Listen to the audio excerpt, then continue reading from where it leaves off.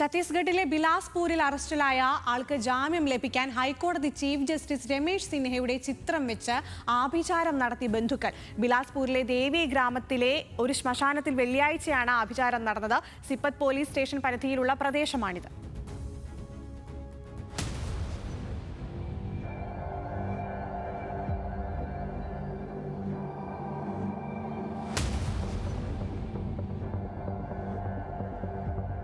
ഇക്കഴിഞ്ഞ ശനിയാഴ്ച രാത്രിയിൽ ശ്മശാനത്തിൽ സംശയാസ്പദമായ സാഹചര്യത്തിൽ 4 പേരെ കണ്ടെത്തിയതിനെ തുടർന്ന് ഗ്രാമവാസികൾ നടത്തിയ പരിശോധനയിലാണ് പൂജാ വിവരങ്ങൾ തിരിച്ചറിഞ്ഞത്. ഇവരെ തടഞ്ഞുവെക്കാൻ ശ്രമിച്ചെങ്കിലും 3 പേർ ഓടി രക്ഷപ്പെട്ടു.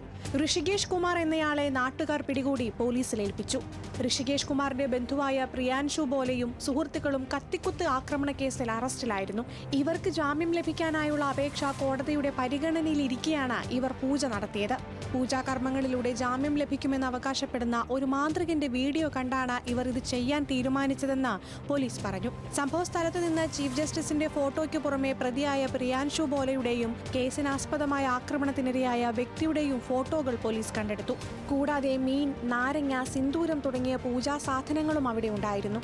പൂജാകർമ്മങ്ങൾ വഴി ഒരിക്കലും ജാമ്യം ലഭിക്കില്ലെന്നും ഇത്തരം പ്രവൃത്തികൾ ചെയ്യുന്നവർക്കെതിരെ കർശന നടപടി സ്വീകരിക്കുമെന്നും ബിലാസ്പൂർ SP രജ്നേഷ് സിംഗ് മുന്നറിയിപ്പ് നൽകി.